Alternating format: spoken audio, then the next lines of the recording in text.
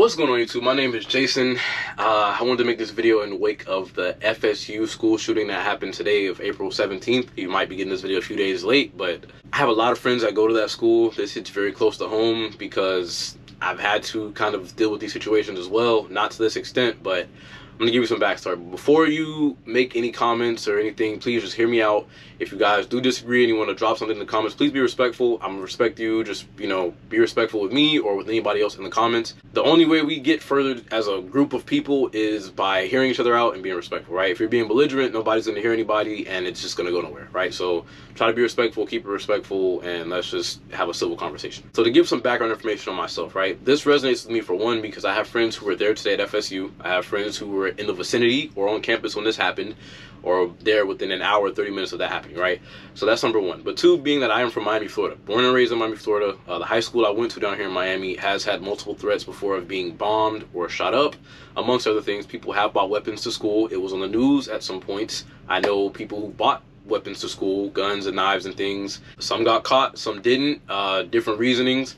I almost got stabbed in high school in my senior year, as a matter of fact. That's a whole other story for a different day, but I got friends who can vouch for it. So weapons in school have been a very prominent thing in the foreground. Another thing is Parkland. We're like, I think, an hour and a half, 2 hours south of Parkland. I remember when Parkland got shot up and we had to go do a march for them, memorial, and we just supported them because obviously this is a terrible situation regardless of where it's happening, who it's happening to. On top of that, being at FIU, we have had threats of active shooters, coming to shoot up the school. They didn't actually do it, but there were threats that circled around at some points throughout my time of being there. I graduated from FIU last year, 2024. And aside from that, my dad is a sergeant with the police department here, so that's another thing.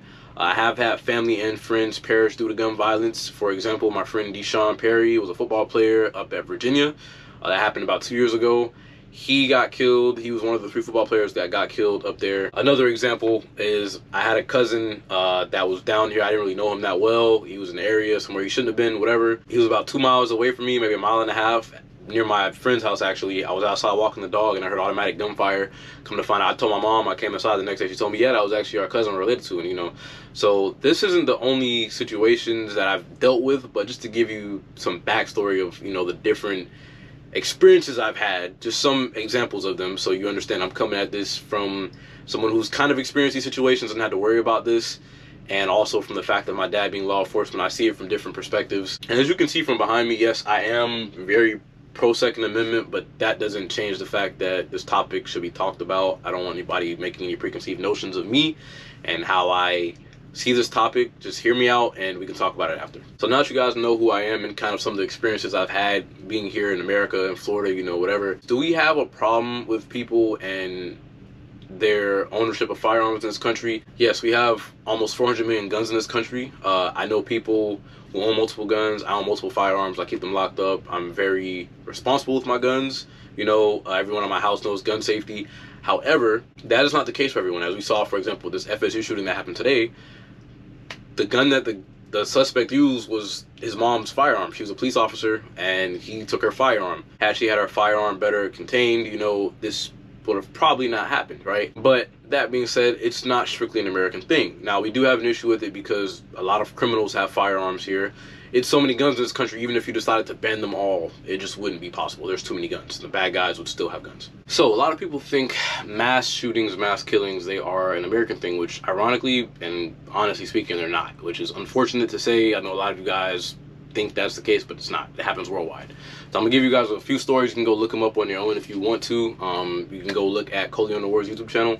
He actually has covered a lot of these stories, so I'm going to put them out there. You guys want to go research them, you can. For starters, in New Zealand in 2019, there was a man that went and live streamed the whole thing. He killed 51 Muslims in a mosque. Insane. In New Zealand. There was a mass stabbing in Canada 2 years ago. 10 killed, 15 injured. There was a mass ramming by car in China 4 months ago. 35 killed. There was a mass stabbing in China 4 months ago. There was 8 killed. There was a mass shooting in Sweden 2 months ago. That was 10 people killed. There was a mass car ramming in Germany 3 months ago. 5 people killed, 200 injured. There was a mass bow and arrow killing in Norway 3 years ago. Bow and arrow, yes, I said bow and arrow. There was a mass stabbing in New York 4 months ago. Even, I think it was a few months ago, there was another one in Louisiana, New Orleans, on Bourbon Street. A guy rammed and he hit a bunch of people with his vehicle then too.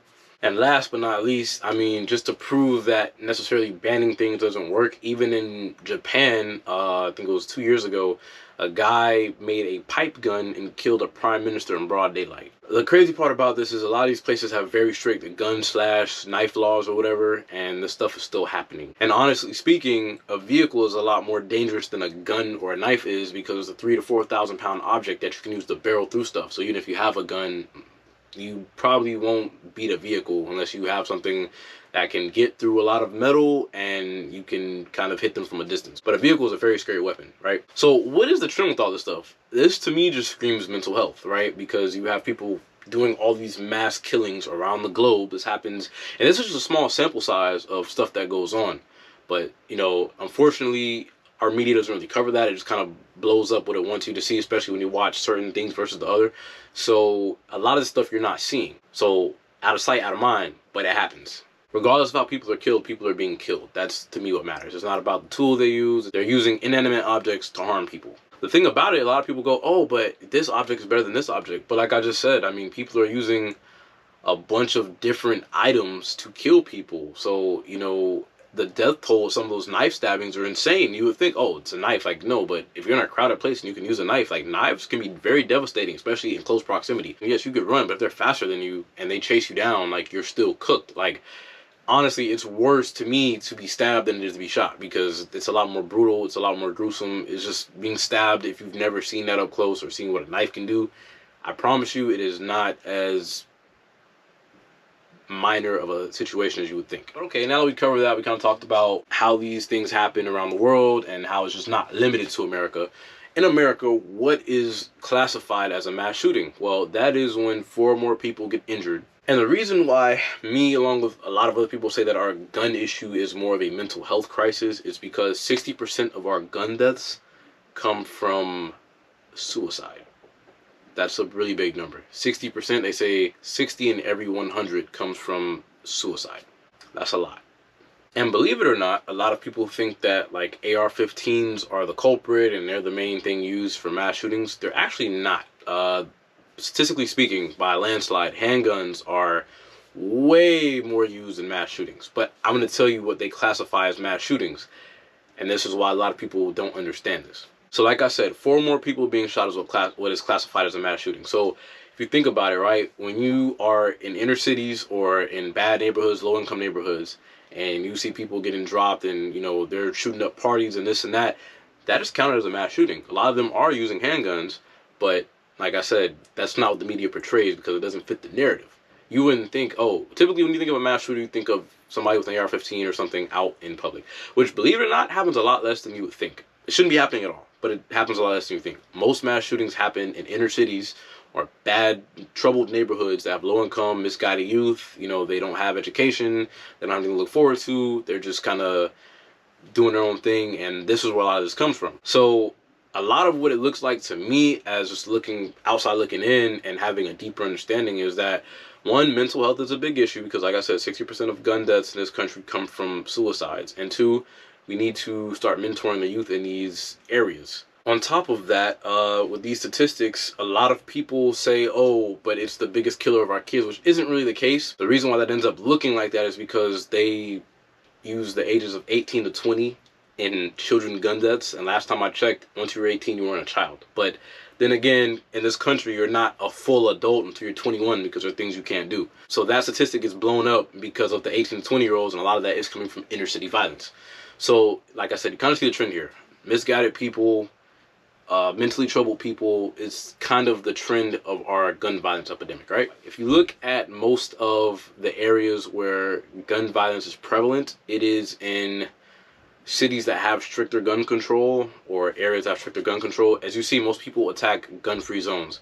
We guard our banks, we guard our president. Think about it this way, right? People say, oh, we don't need guns in schools. Okay, so at the end of the day, right, the president is guarded by the top of the top best, you know, Secret Service. They have weapons that we as civilians can't even own or can't get readily, right? If any of the president's kids go to school, that school, best believe, will have armed guards. They will likely have fully automatic weapons and, you know, short barrel rifles or something of the sort that we can't even own, but they're protected. So People see that and they're okay with it, but then when their kids are like, no, I don't think we should have firearms that protect our kids, right? My thing is, at the end of the day, nobody is more important to me than my family and my friends, right? So if the president's kids are getting this, why not our kids, right? Why is it that we go, oh, but it's the president's kids, it's okay. They get to walk around with all this protection and things like that, but we don't, right? We guard everything in this country we care about with firearms. That's pretty much everywhere in the world you go. Whether they're pro-gun, anti-gun, it doesn't matter. You go to the White House, I promise you, you're a threat, you will have snipers, all kind of things on you, right? Their children are not more important than my kids or my family. So at that point, it's like, I don't think we should not be able to protect our kids with firearms if the upper people in this country, in terms of politicians, get to protect themselves and their people with firearms, right? You even look at people in states where they don't allow people to really carry guns like that. They still have security that defies all the gun laws there. So to me, it's kind of a thing of, when you really take a step back, it's not a matter of Democrat or Republican. It's really realizing that most of the time, the vast majority of these politicians don't really care about you. And on top of that, the Supreme Court has already ruled twice that we as citizens are responsible for our own safety. The police have no binding thing in the Constitution saying they have to protect their citizens.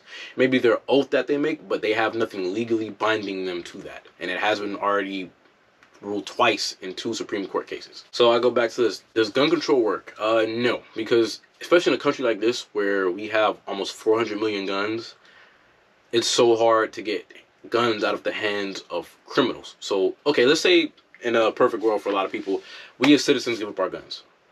We weren't the issue. As a matter of fact, it has been proven that concealed carry holders actually obey the laws better than police and military personnel. Like, we are less problematic, right? So us giving up our guns wouldn't really change much because we're not the ones causing the issues. The criminals are. So in my eyes, it's kind of like having a cut on your arm and then putting a Band-Aid on your chest because it's like, oh yeah, it's a Band-Aid, but it's not in the right spot. Criminals will still have the firearms. So that is the main issue with gun control. Agree with me or disagree on whether it works or doesn't, but you can't take away 400 million guns out of this country. There's too many for the criminals. They're not going to give their guns up. So that's another problem in itself. And while we're on this topic, let's talk about, as far as gun control, right? Or defensive gun uses. Do guns hurt more than they help? Actually, they don't. So I think the metric for 2022 was that we had about 48,000 deaths by gun that year. Mind you, about 60% of that was from suicide, so you do the math. But it is estimated between 60K on the low end to 2.5 million defensive gun uses from civilians that carry guns every day. The reason why it's such a broad spectrum is because a lot of these situations don't get reported, because if the civilian stops it by having their firearm, the person runs off, doesn't get reported, you can't account for it, right? So on the low end, on documented cases, 60,000 number of defensive gun uses where that possibly would have turned into someone losing their life, multiple people losing their life. That didn't happen because a civilian was armed. So from the perspective of somebody in college that actually has to deal with this, right? I also worry about it because my little sister she's in middle school. My mom, is on a school campus as well. Do gun-free zones work? They work until somebody brings a gun in them and they're not gun-free anymore. So that's typically the problem. Like I said, I know people who have taken guns to my high school before and didn't get caught. But for example, a lot of people say, if you lower magazine capacity, and some people even say caliber restrictions, right? That would help. It honestly wouldn't, because if you're on a college campus, let's say you have a revolver, or in this case, well, this is a Bodyguard 380, right? Smith & Wesson Bodyguard 380. It's a small gun, shoots a small caliber, shoots 380, which is a shrunken down 9mm. It's literally the FBI's minimum rating for self-defense, right?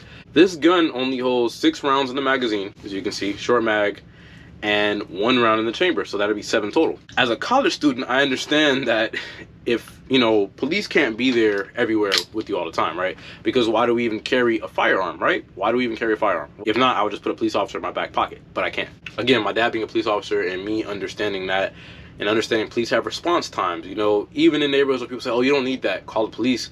A lot of these neighborhoods, man, if you've ever called the police for something, even on the fast end, sometimes they're taking like 5 to 7 minutes to get there. By the time 5 to 7 minutes passes, that is an eternity when you need them right then and there, which is why a firearm is better to have, in my opinion, instead of waiting. Now, being on a college campus, obviously here in Florida, I cannot carry legally on campus. I can have it in my vehicle, but that's as far as it can go. But people say, oh, what about magazine restrictions? What about caliber restrictions? And I'm going to show you something. So the thing is, magazines are really easy to change. regardless of how you put it. Guns are pretty easy to reload. Even revolvers, they take a little more skill, but they hold about 5 to 6 rounds. But this, for example, right? A reload on this looks like this. You can literally just take this out, put that in. That's a fairly slow reload, and you're back to whatever, right? So now you have another 6 rounds to go. In a crowded area, it may not seem like much, especially a gun being small, but you could do a good bit of damage with this, right? And that's just the understanding that I have. Even if someone doesn't bring a rifle, or if, you know, they have a handgun, whatever, big, small, doesn't matter. You can do damage with a 22. You can do damage with a sword and axe. It doesn't matter. At the end of the day, regardless of what the person has, if you're in a crowded area, especially with a lot of people around, like the school I go to has a lot of people there, there's going to be people hurt or fatalities, right? It's just no way around it. And regardless of, unless you put police at every single corner on a college campus, it's hard, because on open campuses you have so many different routes for people to come in, so many different people popping through.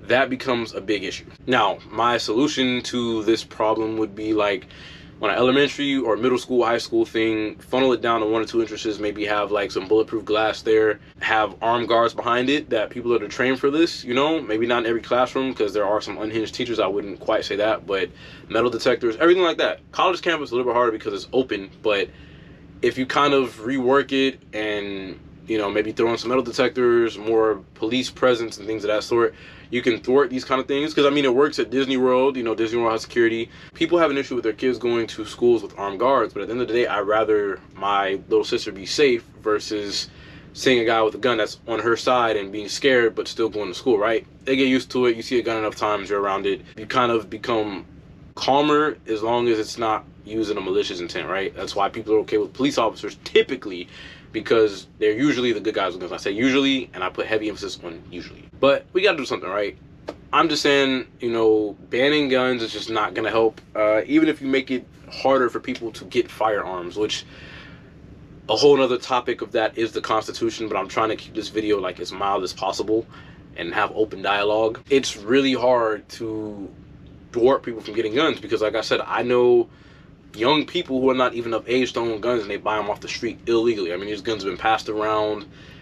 I've seen it in high school, right? I've seen it. I have seen it. So even if you make it harder to get guns, you're typically just stopping the good people, because bad people aren't even going to go through the process of going to get a gun the right way. They're just not. They don't. Like New York, like California, places like that that have, you know, severe gun laws, and these people still have guns illegally. Like, it is a lot harder to carry and have a gun in states like that, and they still do this, and they don't go out of the state to go get these firearms. They do it within the state and the city, because there is a heavy underground for things like this.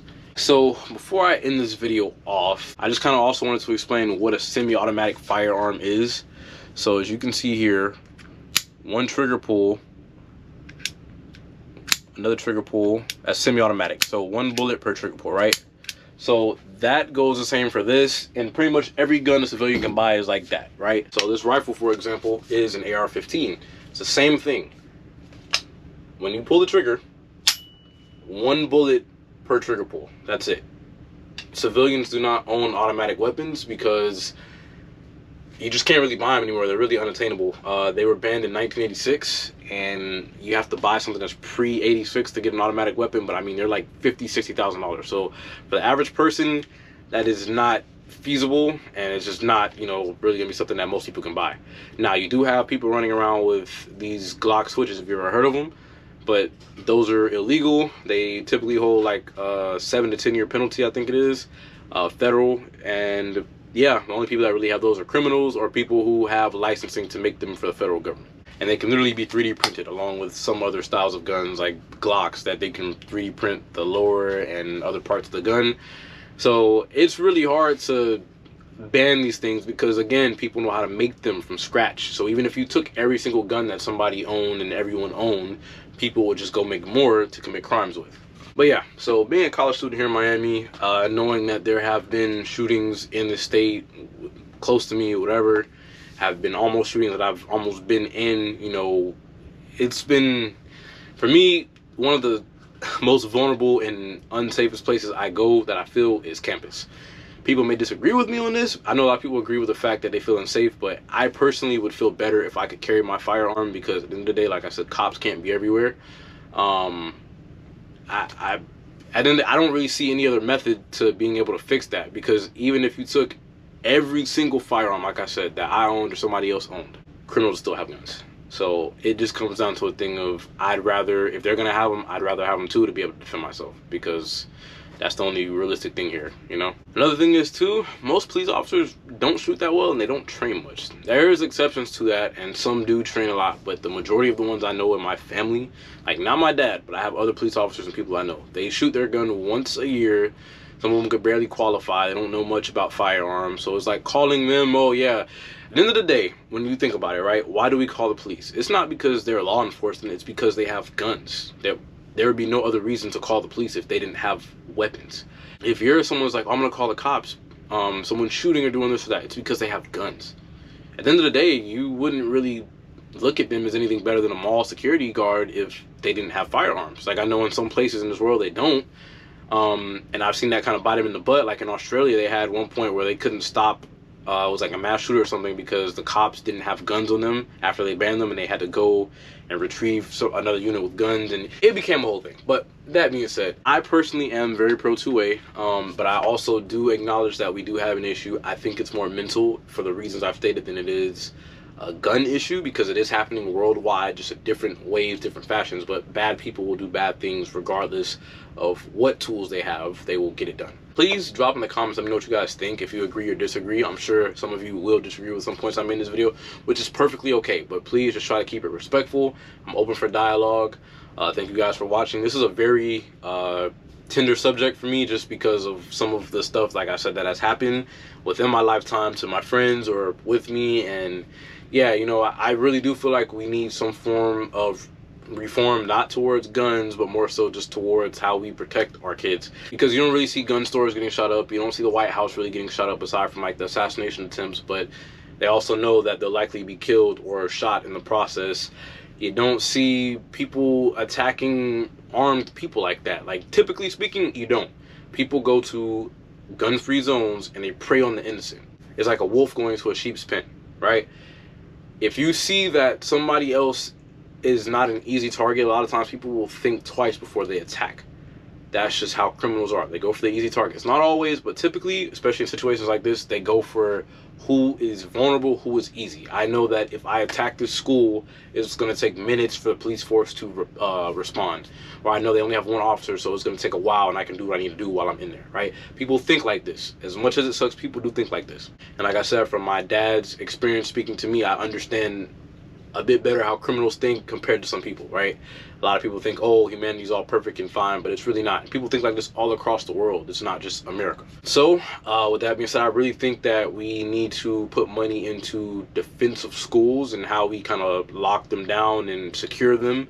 I think we need to do a better job on that. And I honestly feel like, it kind of sucks to say, but I honestly feel like as far as college campuses go, I would feel a lot more comfortable if I can carry, because I know that I can act right then and there, protect myself and my classmates or whoever's around me if necessary.